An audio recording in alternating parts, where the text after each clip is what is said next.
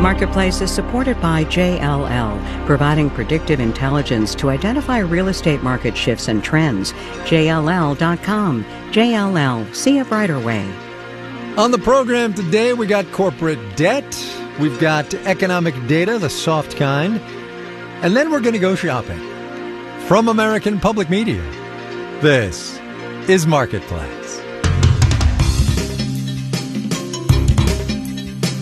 Marketplace is supported by Avalara, providing businesses with cloud-based tools and managed services for property tax compliance.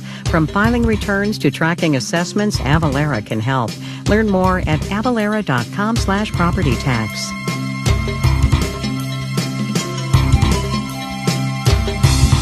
In Los Angeles, I'm Kai Risdell. It is Tuesday today, the 2nd of September. Good as always to have you along, everybody. With the obligatory reminders that the stock market is not the economy, and also that you should always consult your own financial advisor. I will note here up at the top of the program that September, early September in particular, is historically the worst period of the year for stocks. So forewarned and all that. But the first couple of days after Labor Day are also typically pretty busy for companies looking to issue bonds, borrow money, is another way to put that, as they raise cash ahead of the winter holidays. What usually happens is that companies issue long-term debt, bonds with maturities in the years or even decades. But another kind of corporate borrowing has been surging all of this year, a kind of short-term debt that's paid off far faster than your typical corporate bond. It's something called commercial paper. And as Marketplace's Justin Ho reports to get us going, the booming commercial paper market can tell us quite a bit about what companies are thinking right now. The commercial paper market is kind of like that 2 p.m. snack before dinner. It's probably not loaded with fiber or protein, but it will hold you over for a little while. It kind of provides a low-cost, instantaneous almost, cash infusion. John Bai is a finance professor at Northeastern University. He says commercial paper typically matures in months or even days. Companies don't use it to finance expansions or acquisitions or other long-term plans. Instead, they spend it on the basics. Paying the employees, paying your suppliers on time. Up until recently, borrowing money on the commercial paper market has not been that popular. Winnie Caesar, head of strategy at CreditSights, says after the financial crisis of 2008, interest rates were near zero for years. If a company can lock in a 10-year bond for a relatively low yield, a lot of companies like that certainty. But this year, interest rates on long-term bonds have shot up, thanks to concerns about the economy, government debt, and inflation. Caesar says many companies don't want to lock themselves in to decades of bond payments at today's high rates. Going to the commercial paper market where you know that you're not going to be locked in for a particularly long period of time makes a lot of sense. There are risks involved with short-term debt. Lawrence Gillum at LPL Financial says companies have to keep reborrowing whenever it matures, and a lot can happen before commercial paper comes up for renewal. The macroeconomic environment could change. Your corporate profile could change. But right now, Gillum says companies think those risks are worth it, especially if interest rates come down soon. John Bai at Northeastern University says many companies are thinking that long-term investments are riskier. This surge in commercial paper is probably reflecting the short-term orientation and the nature of company thinking these days, at least for this year. Because when the economy is uncertain, short-term debt can help companies wait it out. I'm Justin Ho for Marketplace. Wall Street today, that thing I said about September being bad for equities, yeah, that. We'll have the details when we do the numbers.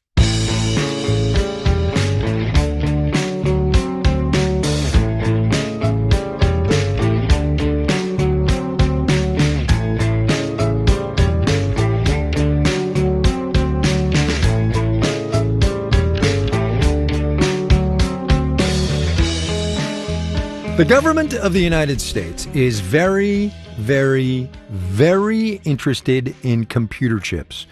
Or more specifically, who's designing and making computer chips. Case in point, today the Trump administration revoked a waiver it had given to Taiwan Semiconductor Manufacturing Company, TSMC as it's known, to use American machinery to make older generation semiconductors at a plant in China. President Biden had the CHIPS Act. President Trump got that equity stake in Intel. Different in kind, yes. substantively too, but similar in context. The federal government taking a significant role in the U.S. semiconductor industry. So, how's that working out so far, do you think? Here's Marketplace's Matt Levin.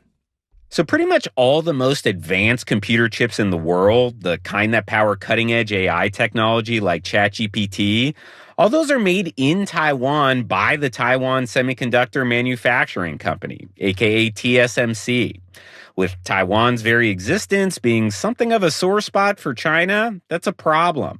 Matt Pearl is with the Center for Strategic and International Studies. There was a recognition both in the U.S. government as well as, in Taiwan and TSMC that there's just a geopolitical need to shift some of the production to the U.S. So with a $6.6 billion enticement from the CHIPS Act, TSMC started building those massive chip plants in Arizona you've probably heard about. Chip manufacturing there started late last year. TSMC Arizona is now churning out semiconductors for phones and other electronics, the first of its kind made on U.S. soil. But Pearl says we're still a ways away from being close to what they have 100 miles off the Chinese coastline. It's going to take time. It's not only a matter of building the facility and having things in place. This is really deep process knowledge that you have in Taiwan. Like the Biden White House, the Trump administration still wants to reshore chip manufacturing and keep China behind on the latest chip tech. But its tactics are different. See Uncle Sam's 10% ownership stake in Intel in exchange for CHIPS funds. Stacy Raskin at Bernstein Research says American chip fabricators are few and far between. So if you want a U.S.-based or U.S. headquartered company that can do leading-edge manufacturing as well as, importantly, leading-edge R&D, Intel's kind of like the only game in town. But Raskin worries even if the government has a passive share in Intel, it's possible politics could sway the company in the wrong direction. Like pushing it to manufacture AI chips, it may not be that good at manufacturing. If you build out a semiconductor factory with no customers, you're basically just digging a hole, throwing money into it and setting it on fire. And a 10% equity stake in a fire hole may not be worth all that much. I'm Matt Levin for Marketplace.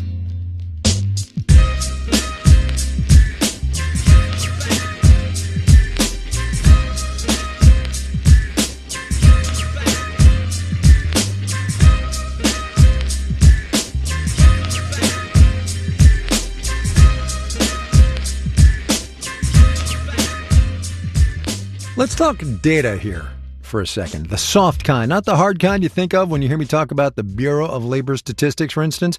Inflation, the jobs report, that kind of stuff. Turns out the BLS has a softer side, too. The side that measures things like, did you sleep well? Did you enjoy your lunch? How late were you up with your baby? And as our special correspondent Stacey Vanek Smith reports, those questions and many more add up to something called the American Time Use Survey. The BLS has been doing it since 2003, and it is nothing less than an economic goldmine.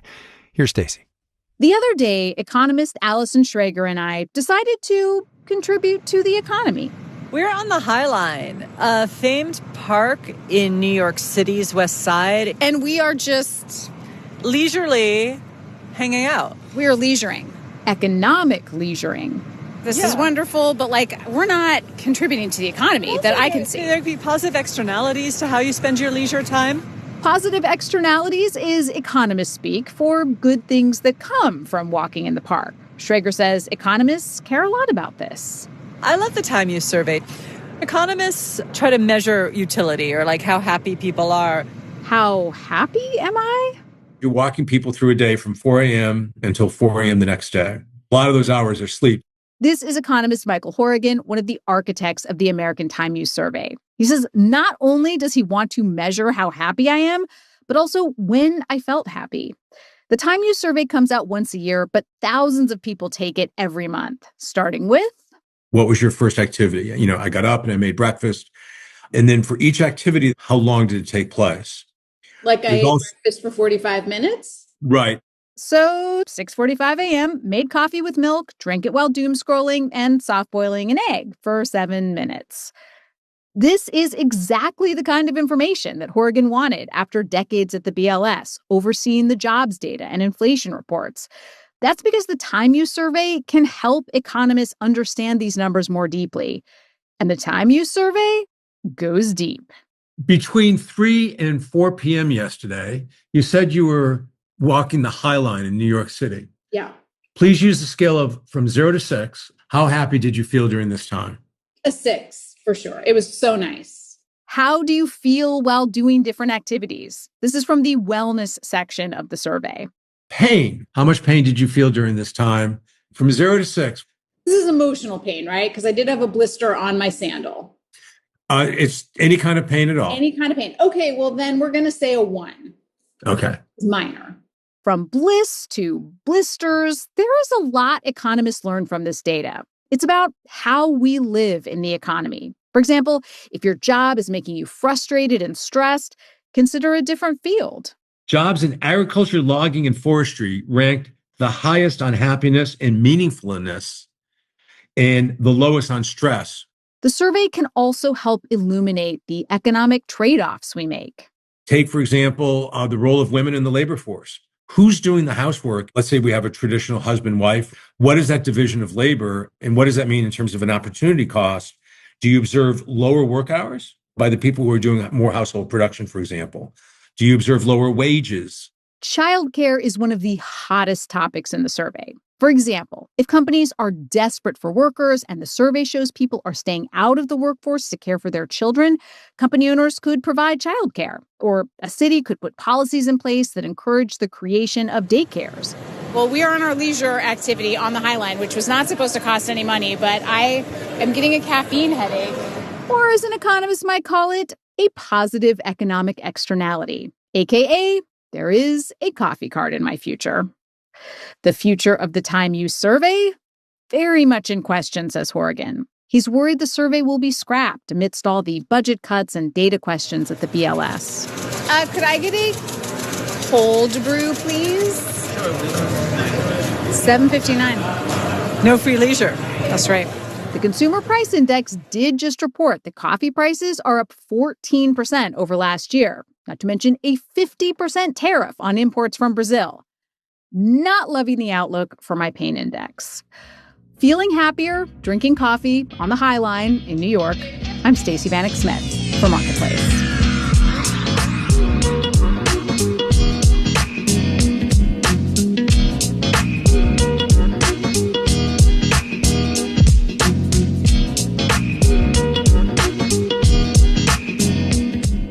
The housing story in this economy the past couple of years, as all y'all know, has mostly been about high prices and lack of supply. Now, though, that seems to be turning on its head. According to some analysis from Redfin, there are now 36% more home sellers out there than there are buyers. It's the biggest mismatch since at least 2013. On the face of it, that's great news for buyers, right? They'll finally have some options and maybe some purchasing power. But things are never quite that simple, are they? Here's today's installment of our series, Adventures in Housing, where we've been hearing from some first-time buyers. I'm Topher Soltis. I'm a 39-year-old first-time home buyer in New York. Buying in New York is crazy, but I always wanted to buy. I've been saving up for a down payment since probably 2017 or so. But then we were planning a wedding. So, oh my God, the number of iterations of spreadsheets tracking different projected costs and estimates. And honestly, this is terrible. I was projecting let me estimate how much we will get in wedding presents, because that then impacts what our down payment can be, which seems very mercenary, but that's the reality. Ultimately, we got to 18% down. We got some help from our parents. We got some money from the wedding. And that ultimately got us to where we needed to be with the down payment and all of the fees and everything. But it wasn't a straight line. I've heard a lot of narratives about it's cheaper to own than to rent, and that is not the case in our situation. We went from about $2,700 a month for the two of us to, if you include the maintenance fee on the apartment, it's just under $6,000 a month. we can afford it, which is wonderful, and we're lucky about that. But yeah, that was a shocker when I started to do the math on what the monthly cost would be. I was not expecting it to be so much more.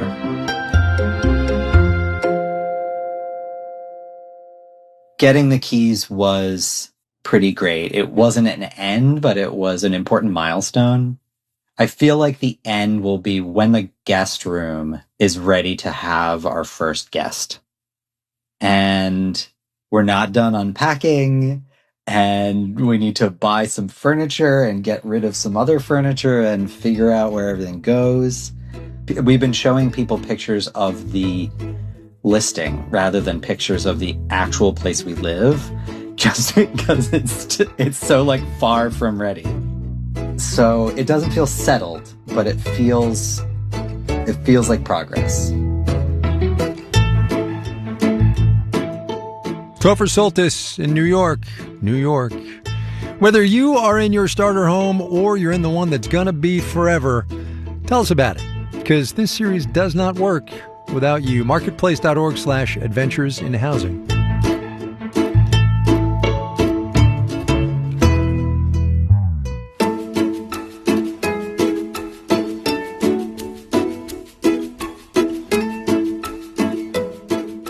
Coming up. Right now, it's like, you buy something and then online, you go back online, it's like a new thing is out. The new thing in question? Old trends. But first, let's do the numbers. Dow Industrial's down 249 today, just under 0.6%, 45,295. The Nasdaq subtracted 175 points, about 0.8%, 21,279.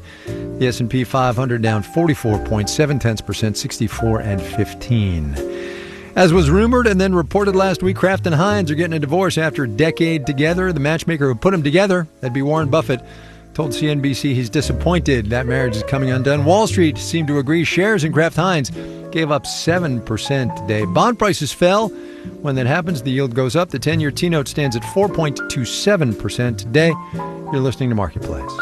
The Numbers is supported by Odoo.com, your entire business on one platform. Marketplace is supported by Kintsugi, helping e-commerce and software companies automate and optimize their sales tax work with AI. Kintsugi AI is designed to reduce compliance risks and streamline processes.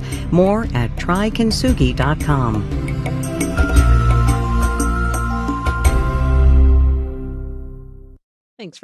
Thanks for joining us this evening for Marketplace, and you can hear more business news at 7 o'clock after All Things Considered.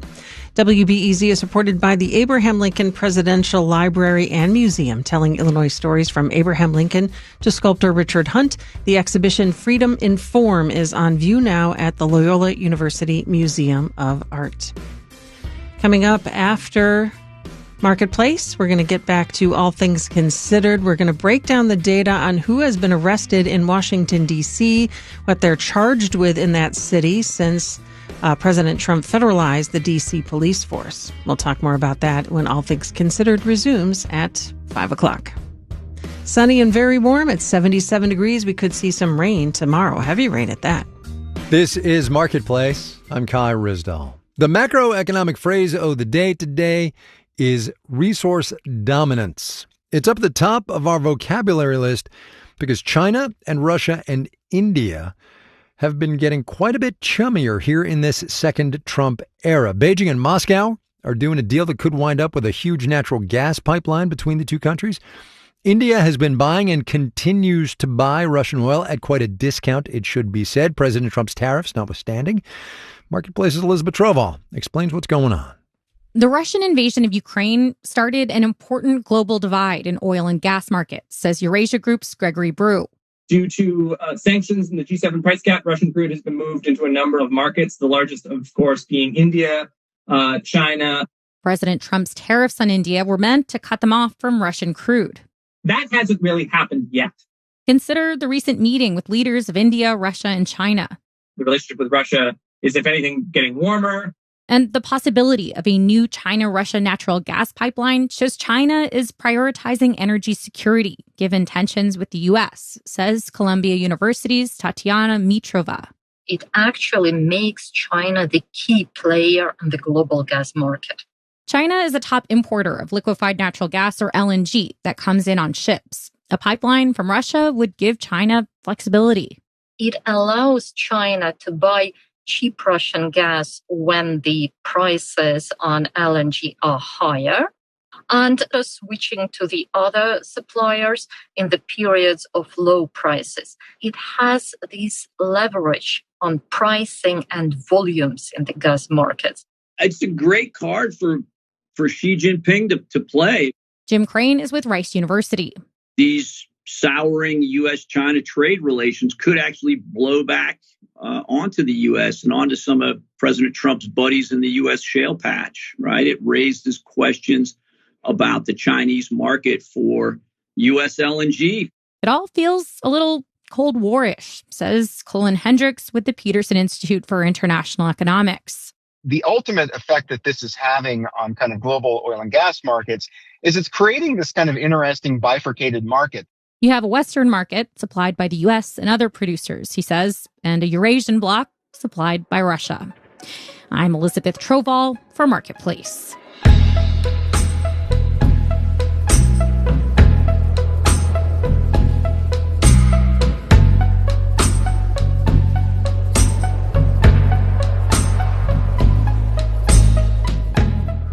You know that thing that happens sometimes where people in one generation think what was happening a generation or two earlier was just better, cooler somehow? Happens in pop culture all the time. It happens also in fashion.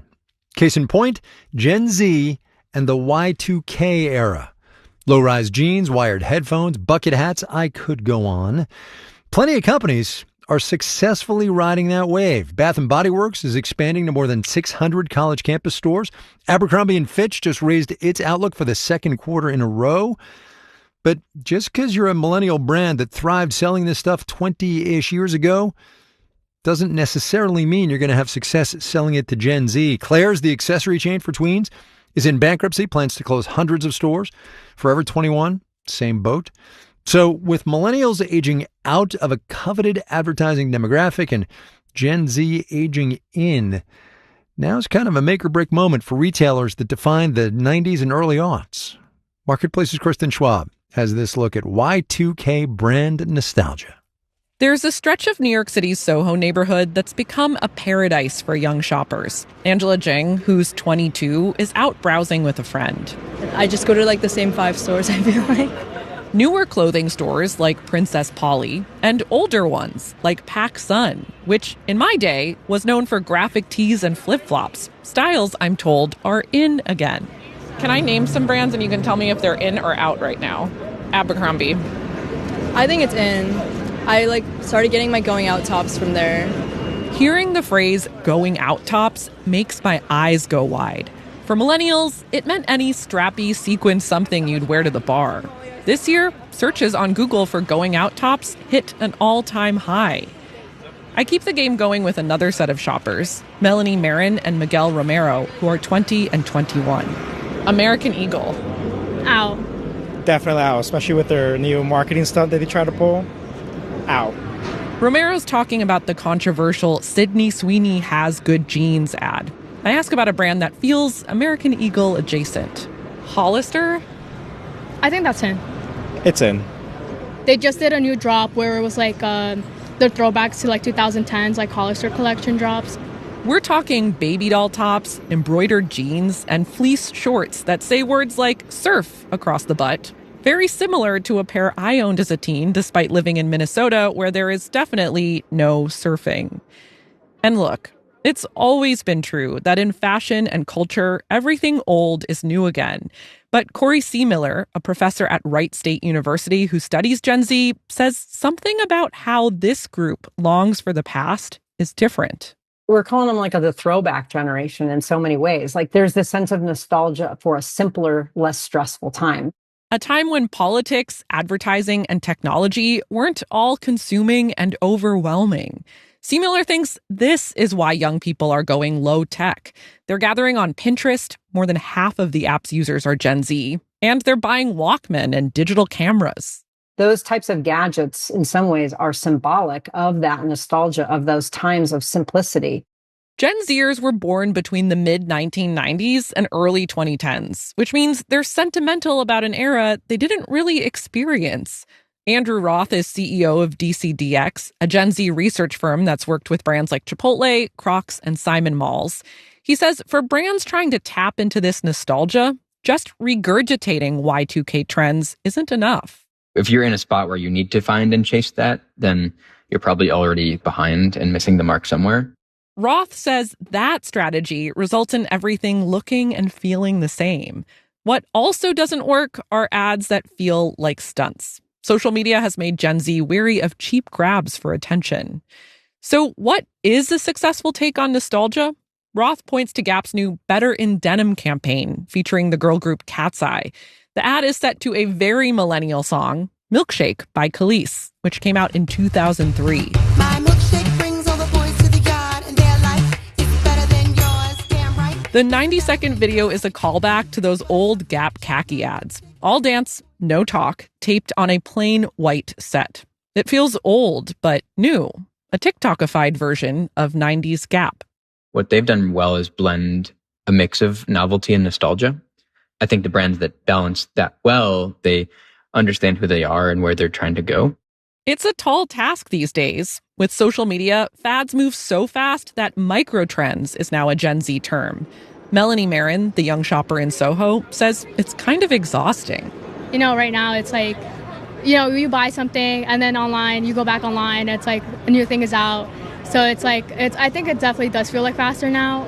Y2K is in today, but inevitably, tomorrow, it'll be something else. In New York, I'm Kristen Schwab for Marketplace.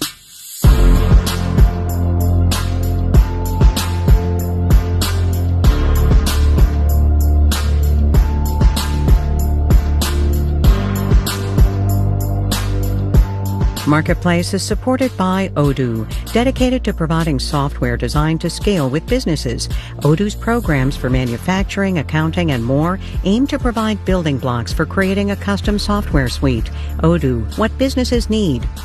And by the University of Illinois' Geese College of Business, providing a fully online MBA degree that encourages learners to apply what they learn in real time without having to put their career on hold.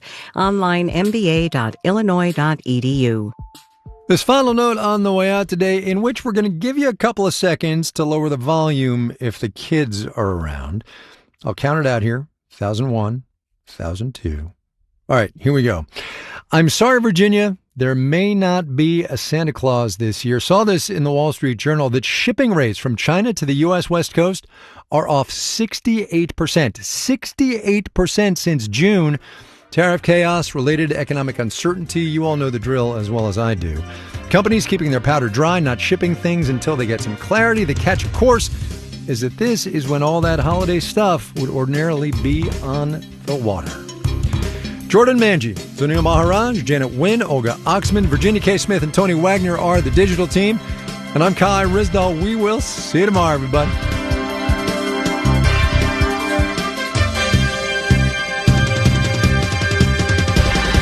This is APM.